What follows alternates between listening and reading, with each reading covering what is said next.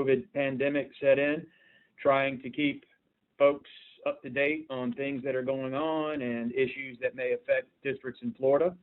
For those that don't know me, my name is Chris Lyon. I am in our Tallahassee office. On the phone today as presenters, we also have Terry Lewis out of our West Palm office and Jim Lynn out of our Tallahassee office. Our firm has a strong legislative lobbying practice, and as part of that, we have represented the Florida Association of Special Districts for decades. We serve as both the general counsel and the legislative counsel to the association, and we work on issues on behalf of special districts all across Florida. Before we begin, I do want to cover a few ground rules for today's webinar. First off, we are recording today's session, and I believe after the session ends, we'll put that recording on our website, and I believe Fred may also post it on the FASD website. If there is something so intriguing that you want to go back and listen to this presentation a second time, you'll be able to. To ensure a quality recording, we ask that everyone keep their phones on mute, except for the presenters. We also ask that you not place your phone on hold.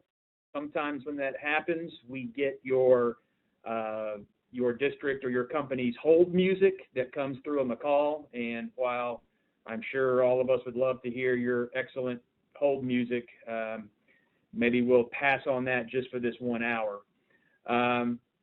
Finally, if we do have time at the end of this presentation, we will take questions. I think the best way for us to receive the questions is there is a chat feature on this WebEx video meeting app. I'm on my iPad, and at the bottom there is a little black button that has a sort of a sketch of a person, and if you click that, you'll see that there are 49 participants on this call as of right now, and at the bottom of that list there's a little chat button that if you push, you can then type your question into the chat box, and if we have time and if we know the answer, we will try to address it at the end of the presentation. So with that, those are the ground rules. That's the welcome.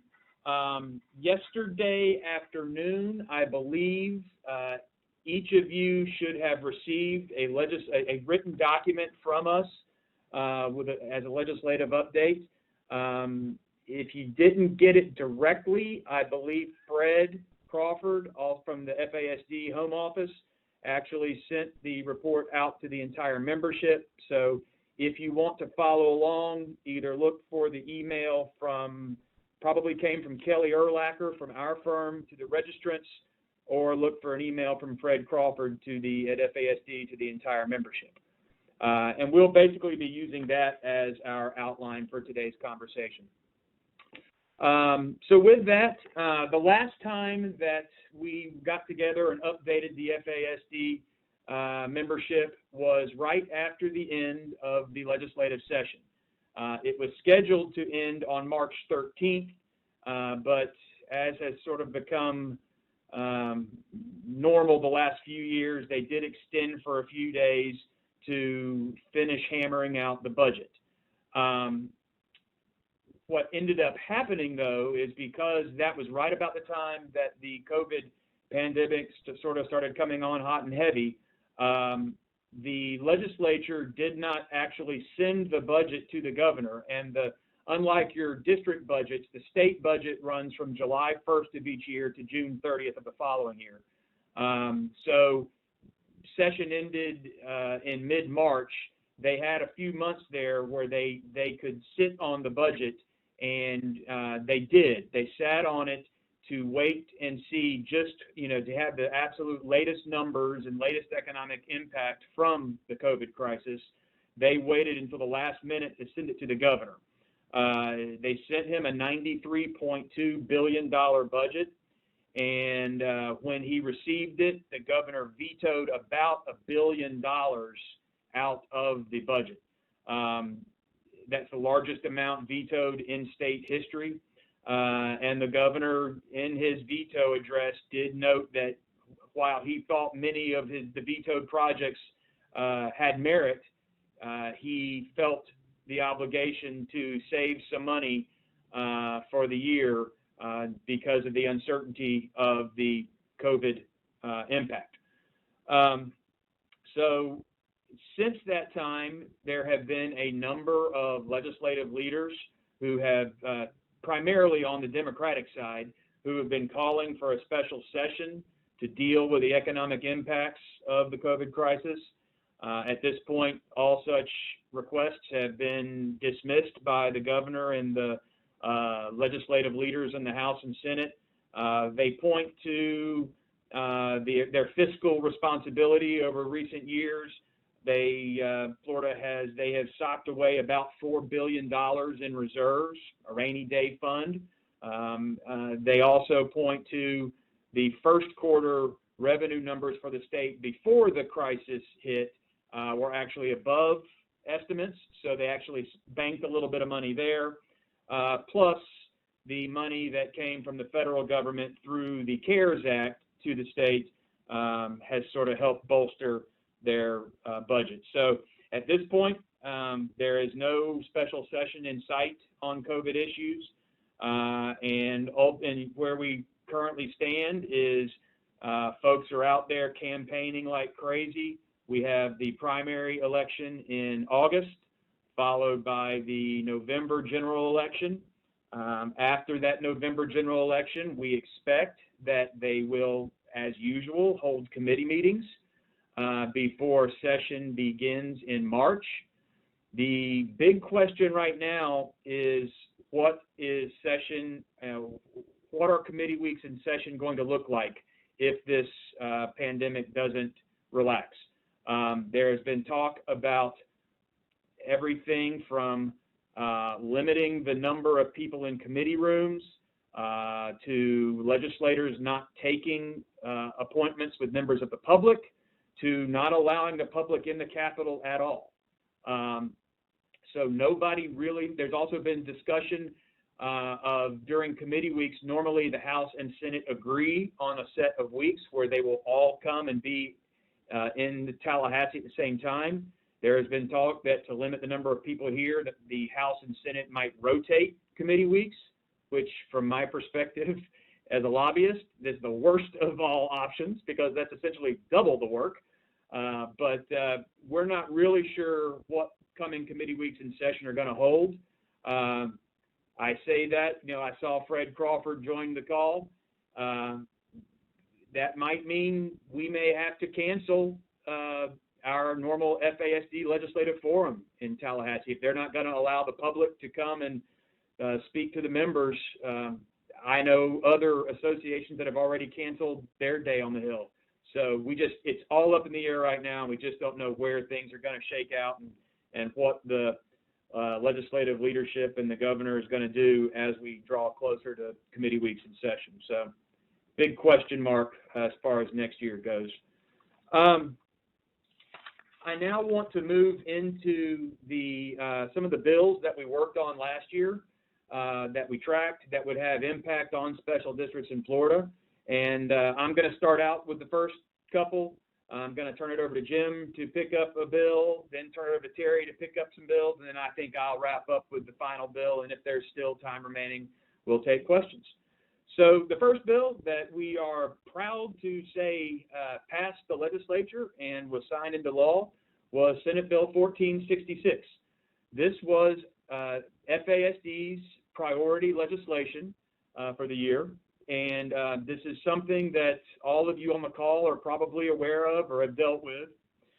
And this issue is relating to the plethora of lawsuits relating to local government websites and alleged ADA violations because the content on the website is not accessible to visually impaired folks. There were hundreds of these cases that have been filed over the past couple of years. And as an association, we were looking for something that might help alleviate the problem, at least for special districts in Florida. We started out working with our other stakeholder friends, the League of Cities and the Association of Counties, to see if there might be something that we could work on jointly. But at the end of the day, this is a federal law that there's very little that can be done in Florida law to address. So when it became apparent that there was really nothing that all the stakeholders could agree on, we as an association and your board of directors, we sort of focused on some things that were unique to special districts in Florida. And what we looked at was, some of you that have been around a while may remember that back in 2014, a bill was passed by Representative Larry Metz. And we worked very closely with Representative Metz on his bill to make sure it was something that we felt our districts could live with and that they could comply with. And as part of his bill, Representative Metz required all special districts to maintain websites. And on those websites, there was a list of 16 items that must be on each district's website. As the ADA lawsuits started coming about, we began looking at that list of items. And what we noticed was that some of the items on that list were documents that are difficult, difficult or costly, if not impossible, to translate into an ADA compliant format. And so we focused on these few items that we thought we could take to legislative leaders and say, look, you are putting us in a situation where you're forcing us to subject ourselves to an ADA lawsuit, because the Florida law requires us to post these things on our website, and it either costs us a ton of money to do, or it's impossible. The current software does not translate these things to a compatible format. So we actually filed bills this year. Representative Bobby Payne, a Republican out of Palatka, filed our bill in the House, and Senator Baxley, a Republican from the Marion County area, Ocala area, filed it in the Senate. And ultimately, what our bill did, it removes, or it changes 3 of the items on the required list of 16. The first thing it does is the Representative Metz's bill and the law up until July 1st of this year required every district to post the final complete audit report for the most recent completed fiscal year on your website. Those documents often come from your auditors in a PDF format, that is the problematic format to translate. We noted to the legislative leaders and our sponsors that we're already required to forward those documents to the State Auditor General, who posts them on the State Auditor General's website. So why did we also need them on our website and open ourselves up to potential liability? So for the audit, you now have the option that if you have submitted your most recent audit to the Auditor General, you can satisfy that requirement by simply posting a link on your website back to the Auditor General's website. The second change we made was Representative Metz's bill required that districts post their public facilities report, if applicable, on your website. These are documents that often have blueprints, often have surveys, PDF documents, again, problematic, costly, impossible to translate. We delete that requirement. So as of July 1st of this year, no longer are districts required to post your public facilities reports on your website. And finally, and perhaps most importantly for districts, Representative Metz's bill required that all districts, at least 7 days prior to any meeting or workshop, post on your website the agenda for your meeting, along with any meeting materials available in an electronic format on your website.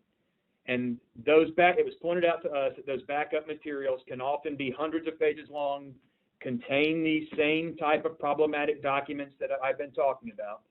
So our bill this year, you still must post your agenda online, because that is something we believe can be easily translated. You create that document, you can do it in Word format, which is easily translated, but we remove the requirement for you to post your backup materials online. So as of July 1st, you only must post your agenda online 7 days prior to a meeting or workshop, and you don't have to post your backup materials. We think all three of those changes should save districts money, make your life simpler, and hopefully try to, while it won't totally absolve you of potential liability from ADA lawsuits, we think it'll make it tougher for someone to bring such a claim. That bill was signed into law, as I said, and went into effect on July 1st, just a little over a month ago. The second piece in that bill that was important for special districts is something that we had been working on going back a year or more, and this related to a constitutional amendment that was put on the 2018 ballot by the Constitutional Revision Commission, and it was an ethics amendment, and it created a new standard put in the Constitution dealing with the abuse of public position and a public officer or employee obtaining a disproportionate benefit. It passed the voters, which then puts it into the Constitution, and the amendment required the Commission on Ethics to adopt rules defining what was a public position, what was abuse, and what was a disproportionate benefit. So along with the League of Cities, the counties, school boards, and others, we tried to work with the Commission on Ethics to have them adopt some clarifying things that sort of provided some safeguards for local government from this new abuse of public position and disproportionate benefit prohibition in the Constitution. Ultimately, the Commission on Ethics declined to act on our request because they felt like they didn't have the authority to do so. So we went to the legislature. And ultimately, the cities, the counties, the school boards were not successful in obtaining any relief, but special districts were. In Senate Bill 1466, in its last committee stop in the Senate, we were successful in amending it to, and our goal all along with the Commission on Ethics is, in the current Code of Ethics in Florida, in the Florida statutes, there is an exemption for certain activities for 1 acre, 1 vote boards. And this exemption was put into law primarily for districts that assist with development of property, or perhaps water controls, another area where these are used. And when these districts are formed, oftentimes in the beginning stages and sometimes throughout their lifespan, their boards are controlled by the landowner, the landowner, the developer, and inextricably, these board members will take votes which could and will benefit their employer. So there were existing exemptions for those type boards in the Code of Ethics, but when this new constitutional provision went in, there was no similar protection for those type boards. We were successful in Senate Bill 1466 in putting into Florida statute that those same exemptions to the existing Code of Ethics for 1 acre, 1 vote boards also applies to this new abuse of public position requirement in the Constitution. So that's an important exemption for supervisors that sit on community development districts, perhaps improvement districts, water control districts, that allows them to do their job and not live in fear, constant fear of an ethics complaint being lodged against them. So that was a double win for FASD. We got two important issues fixed in one bill, Senate Bill 1466. And if anybody wants to read it closer, we do provide a link to that, the final version of that bill in our report. The second bill that I'm going to discuss before turning it over to Jim was Senate Bill 1092, Fire Prevention and Control. And this was actually a bill filed by the Chief Financial Officer, Jimmy Petronis, to create a new program to help fire departments buy hazardous materials, decontamination supplies, and equipment. Let me back up. A couple of years ago, there was an important court decision in Florida impacting special districts. It was the Halifax Healthcare District's case, and essentially what the Florida Supreme Court held was that a special district, if it wants to provide services outside of its district boundaries, it must have explicit authority either in its special acts or in general law to be able to provide service outside its boundaries. In the Halifax case, the Halifax Healthcare District had contracted with a neighboring city to build and operate a hospital in the city. It was a taxpayer challenged it. It went to the Florida Supreme Court. That was the decision. Other districts hadn't really felt the impact until last summer. A fire district in Florida who had long held a contract with the county to provide service to an unincorporated part of the county outside the district boundaries. The county attorney in that county, after the Halifax decision, had the opinion that no longer could the county contract with this district to do that unless there was explicit statutory authority to do so. And the county attorney did not believe that there was that express authority. So what this bill did, we were able to amend the CFO's bill, and what we did was state and provide that explicit authority for fire control districts that they can now provide service outside of their district boundaries.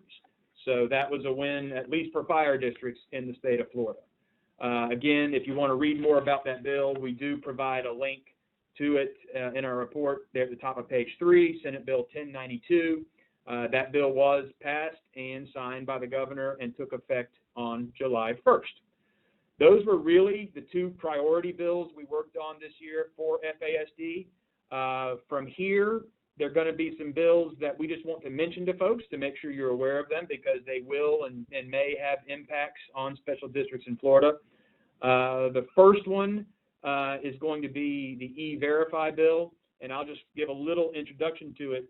This was actually the governor's main priority this session, and it went down till the very last week or so of session where finally some horse trading occurred between the House, the Senate, and the governor's office, and the governor was able to get this bill passed. And it is going to have an impact on special districts in the state of Florida, as well as other local governments, and for that matter, private entities like our law firm. So with that, I will turn it over to Jim to explain the E-Verify bill and its impact on districts. Thank you, Chris. Hi, everybody. I'm going to take a few minutes here and talk about this E-Verify legislation, which will require all public employers in Florida, as well as their contractors and subcontractors, to register for and use the E-Verify system to confirm the work authorization status of all employees hired on or after January 1, 2021. So between now and the end of this year, all special districts should be getting registered, which is not a huge process, with the E-Verify website. This is a government, federal government sponsored effort, this E-Verify system throughout the country to allow employers to quickly confirm whether a particular person or employee is authorized to be working in the United States. In other words, do they have a valid green card? And this state law now is going to require all public employers, as well as their contractors and subcontractors, to use the E-Verify system for newly hired employees on and after next January 1. The bill defines public employer very broadly.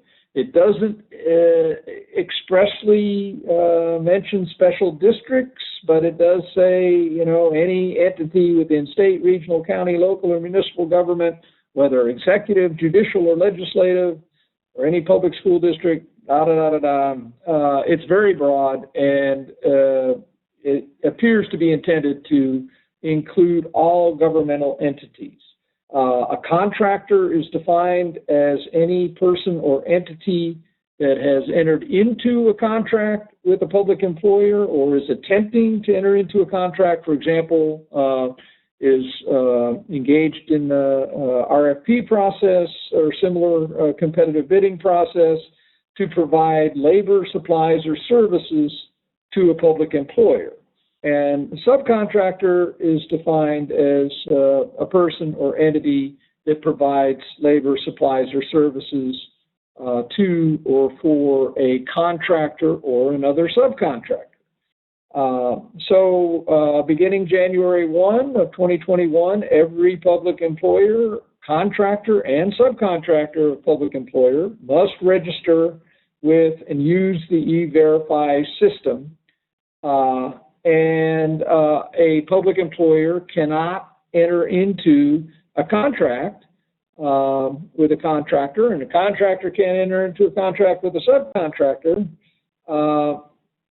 unless each party to the contract registers and uses the E-Verify system for newly hired employees. There are different requirements in the bill for private employers, which I'm not going to go into here, but there are a lot of private employers that are going to be required, as Chris said, like our law firm. Any company that contracts with a public employer is going to have to use the Verify system, and subcontractors have to provide an affidavit to the contractor stating that they do not employ unauthorized employees. And what are the penalties? Well, it requires public employers who learn that there are employees who are not authorized through E-Verify, either of a contractor or a subcontractor, to terminate the contract with those companies. The contractor whose contract is terminated cannot be awarded another contract for at least 1 year after the termination of the contract. There's other details in the bill, but those are the basics. And with that, I'm going to turn the program over to Terry Lewis to talk about some other legislation affecting contracting. Terry?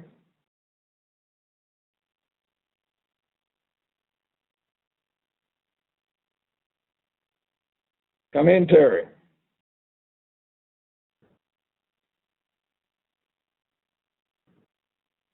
Okay, thank you, Jim. I couldn't get my mute off to begin with.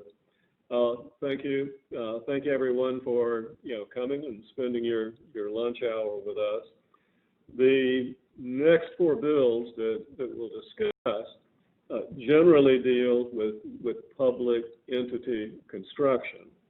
And by way of background, I can tell you that for at least the past decade and possibly longer, there have been a generous fraction of our legislators that are all too happy to work primarily with the various kinds of contractors around the state, from general contractors to utilities to people like that, who have an interest in obtaining, a lot of, contracts from local governments.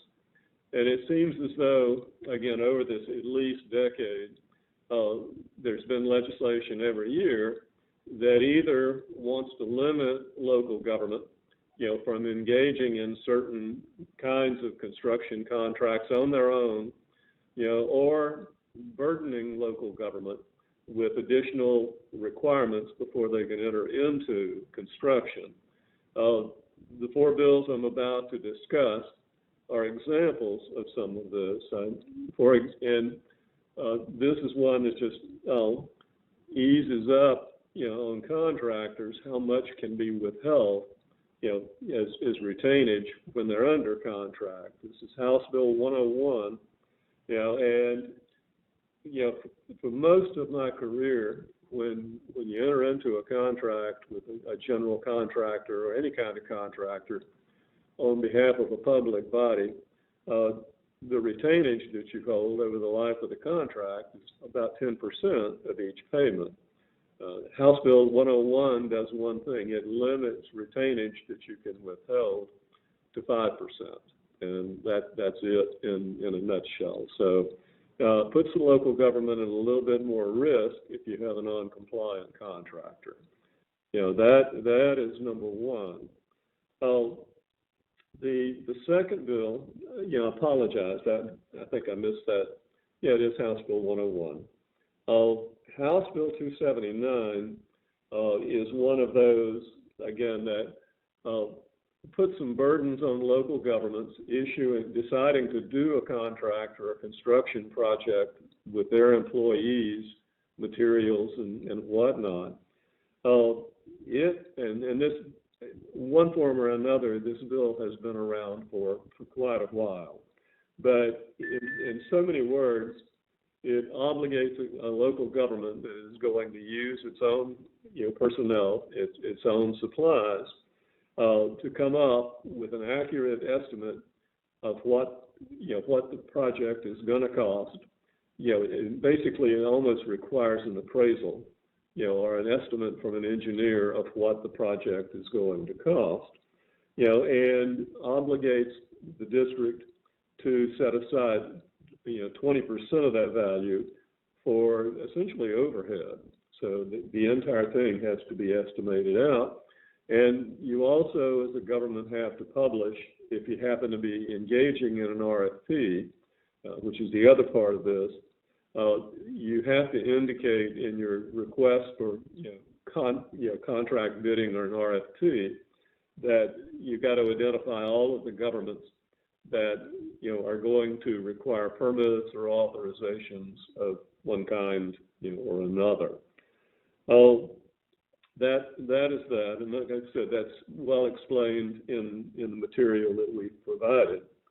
The third bill, HB 441, deals with the Consultants Competitive Negotiations Act, and it, yet again, probably assists. It might assist government some, but it primarily assists, again, engineers, landscape architects, the people that are regulated by the CCNA. And it, in the current legislation, if you're entering into a continuing contract with a private contractor, the amount is limited to $2 million. This bill raises that limit to $4 million. And for study services, for those that don't involve construction but are going to require a study of some kind, the limit was previously $200,000. It's now $500,000. So there is that. And then probably the one that was at least most interesting to me, is House Bill 441. I'm sorry, Senate Bill 178. I'll get that right. Obligating, and this would be districts that are located, on the near the coast, in flood-prone areas or areas subject to storm impacts. Before engaging in what the bill calls either major coastal construction or non-habitable major construction. The government is obligated to undertake a sea level impact projection study. The legislation, labels it a SLIP study with that. The bill does not define, what a major coastal structure is, or a non-habitable coastal structure. That is delegated to the Department of Environmental Protection, and they're given a while to come up with a rule, but the rule will not take effect until 1 year, after the rule has been finalized. So you have that, and again, in my imagination,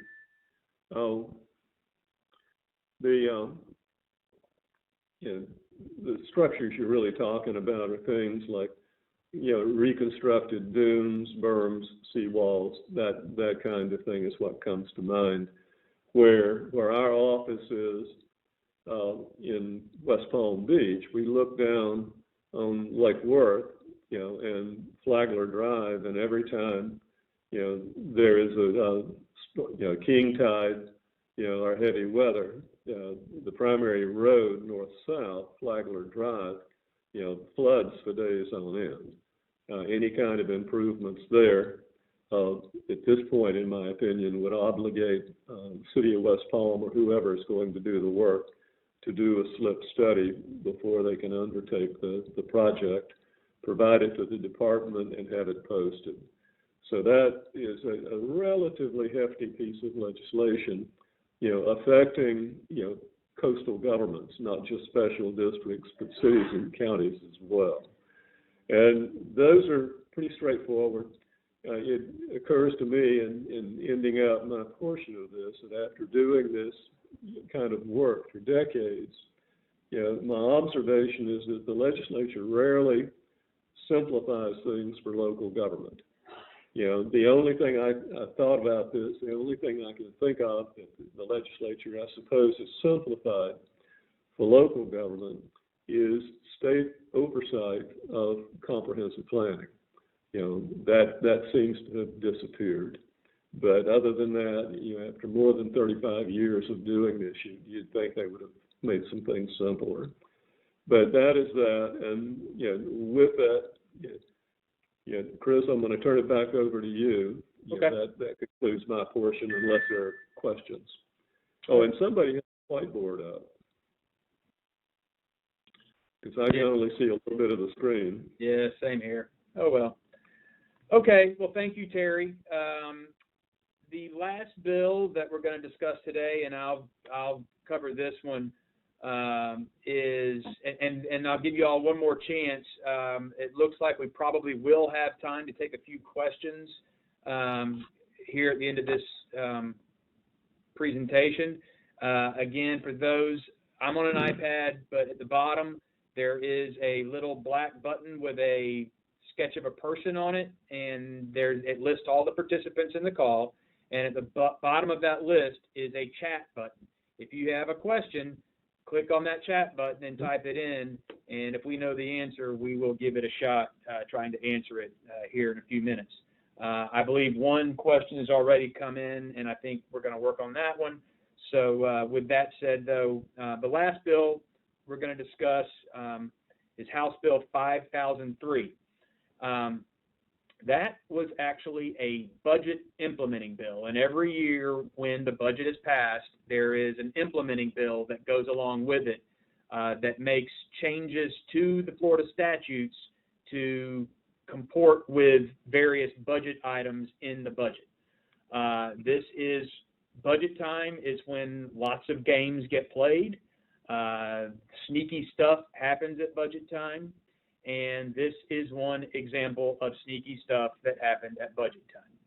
So about midway through session, the House, I don't remember which committee, but one of the House committees filed a committee bill creating, making a new law to create a local government efficiency task force. the bill got one hearing, went away. There was never a Senate companion. It just kind of, as many bills do, just kind of disappeared into the ether. Right up until the second to last day of session, I believe it was, March 15th. Session was supposed to adjourn on the 13th. This language made an appearance on the 15th and was passed the same day that the language appeared. And in the 144-page conforming bill was tucked this nice little nugget for local government. And as I said, it creates something called the Local Government Efficiency Task Force. The task force will consist of 6 members, with the governor, Senate President, and House Speaker each appointing 2 of the members. The purpose of the task force is to review the governance structure and function of local governments and whether any changes are necessary to make government more efficient. And then the task force shall submit a report to the governor, president, and speaker by June 1st of 2021. So as you can tell, that is wide open. Review the governance structure and function of local governments and whether any changes are necessary to make government more efficient. That is wide open for them to do or make any recommendations virtually under the sun relating to local government. You might ask, what is the cause or impetus for that language being put in? It came out of the House, by the way. All I have is guesses. I don't really know the impetus of it, other than incoming Speaker Chris Sprouse actually in one of his, I think it was his acceptance speech where he was nominated and voted on by his colleagues as the next speaker, he made mention of, he's from Pinellas County, and there was some issue down there over the last year where I believe it was the local Career Source Florida, which is, I believe, sort of a quasi-governmental entity that funnels government money to folks to help them train and get them hired on certain job stuff. It's a job training and placement agency. And apparently there were allegations that the Pinellas Career Source misspent millions of dollars of public funds. And the incoming Speaker Sprouse made specific mention of that and wanting to crack down on that, and mentioned having, I want to say it was the Inspector General of the state have authority to investigate and prosecute these type entities for those type of actions.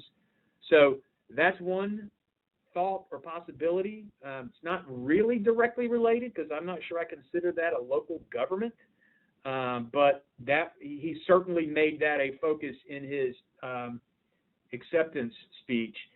The only other thing that that I recall during Sprouse's time in the legislature that might provide a hint. Those of you that were paying attention about, gosh, what's it been, Terry, 3 years ago, where the Constitutional Revision Commission was meeting? The Constitutional Revision Commission, for those that weren't paying attention, it convenes every 20 years. I want to say there are like 39 members on the commission, and they have the ability to put constitutional amendments directly on the ballot. They're the ones, you recall when I was speaking earlier about the Amendment 12 stuff, they're the ones that put Amendment 12 on the ballot.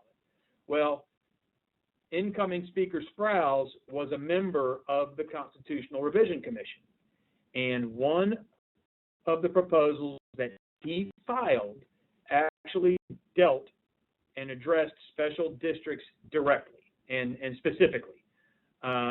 And essentially what his proposal would have, what it said was that essentially every special district would have to be reauthorized by its vote every 10 years. And if you are not reauthorized, the district must dissolve.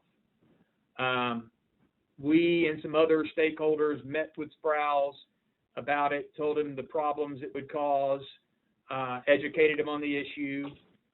He told us that it was not really his idea.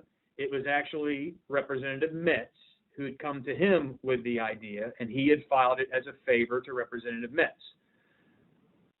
And then from there, he withdrew the proposal, and I remember it was CRC Proposal 69. He withdrew it, and in his withdrawal letter, he specifically stated something to the effect of, he believes this is an important issue that ought to be looked into, but he now recognizes that the Constitution of Florida is not the place to address it. It's more properly addressed by the legislature in Florida statute. So I don't know if this is that, if there's any relation to the two, if I'm just, plucking at random ideas, but those are the only two things I can think of that might lead to something like this. But regardless, here it is. The 6 members are required to be appointed by September 1st, so in less than a month we'll know who those are, and you can bet on behalf of FASD we will be paying close attention to the actions of this particular task force, and probably be attending their meetings, probably meeting with the task force members, educating them on the issues. So again, we did provide the report. All of these bills are referenced in that report. There are links to each of the bills, the final adopted version of each bill in the report. So with that, I think we have had a few questions come in. So I suppose first in line was a question from Chris Wolf that says, is the recommended method to confirm enrollment, or is there a recommended method to confirm enrollment when dealing with vendors? For example, a disclosure statement that the vendor participates in the E-Verify system, ? Will a template be drafted by FASD? Jim, I think you're going to take that one? Yes. And the answer is, yeah, you probably, districts should put their contractors on notice, I think, about the law. And we have some language that we've developed for some districts that we'll be happy to provide that actually would go into your contracts when your contracts come back up for renewal, in which the contractor acknowledges the law and what their obligations are under the law. It doesn't mean that you have to redo existing contracts. I think it's enough because this law really puts just as much burden on the contractors and subcontractors to comply as it does to the public employers. But probably not a bad thing to at least have a record that you put contractors on notice that they do have to comply with this law and have their subcontractors also comply. So we have another question about E-Verify. What is the special district's responsibility to register with? Yes, every special district is going to have to register with E-Verify. We got a question about where's the website, and it's at everify.gov is the website. Jim, I think it's e-verify.gov. e-verify.gov. Okay, correct. Yes.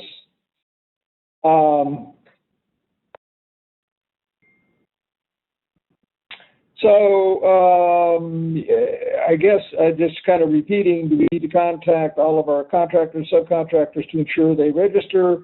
I think it's enough to just to make them aware of this law, because if they are found in violation with respect to employees hired on or after January 1, 2021, then there are penalties which could be fairly severe for contractors that regularly contract with public entities, because they could be precluded from doing so if they're found to be in violation of this law.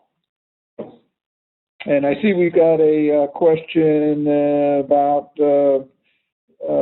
notice, which doesn't have to do with E-Verify. So, Chris, you want to take that one?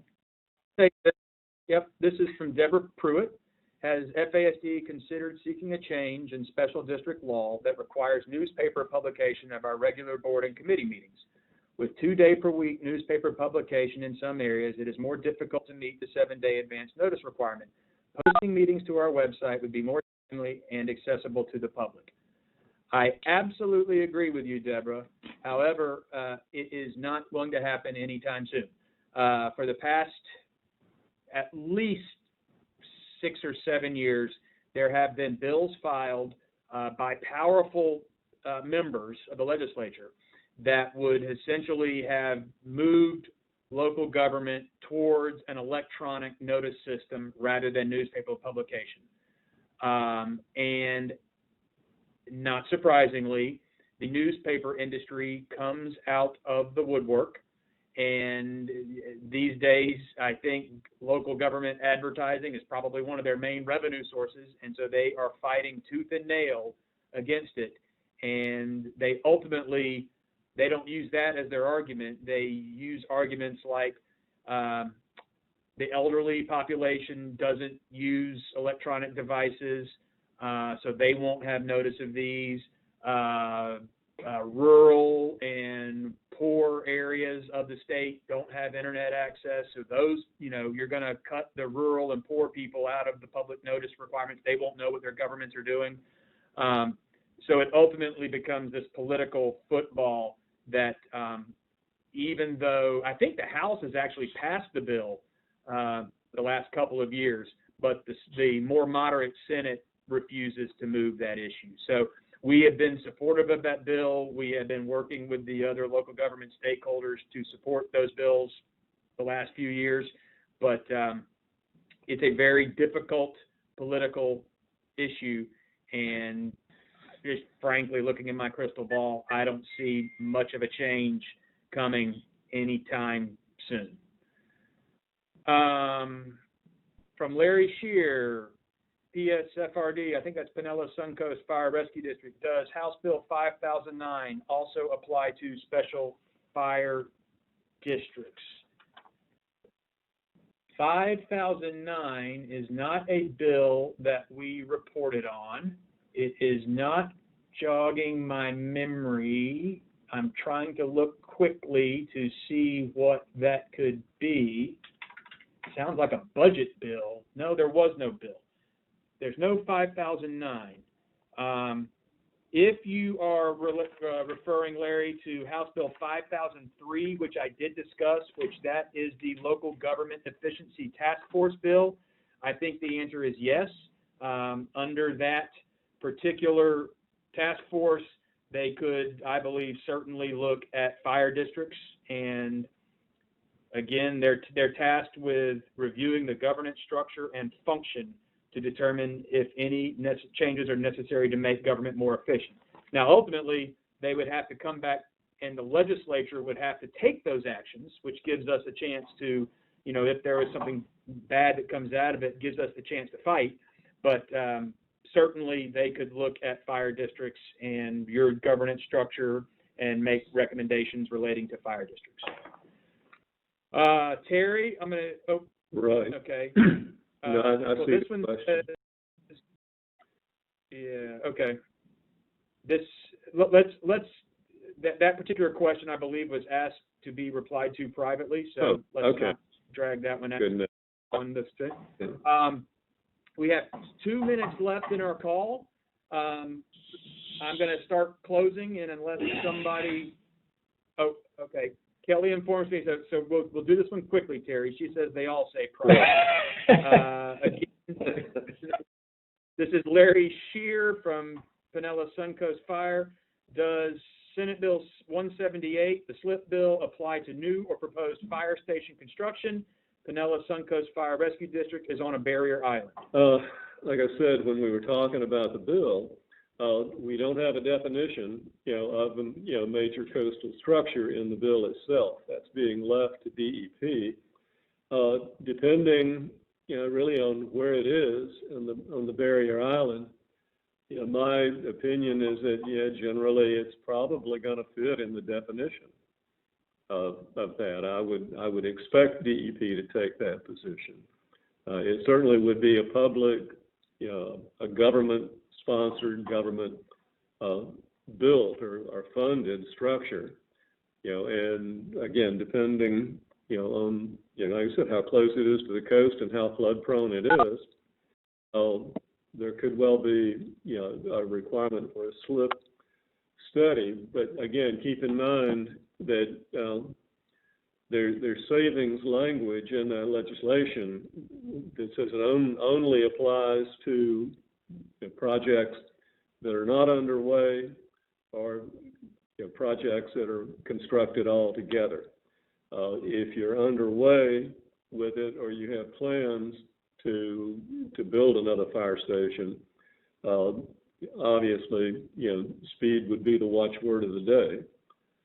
Otherwise, if you're waiting a year or two to do it, you could be swept up in the net of the new law. All right. Thank you, Terry. We've come up to the end of our hour. Want to thank everybody for attending today. I hope you found our legislative update helpful. Again, you should have a copy of the written update that we provided, which has a link to each bill and the final version that became law.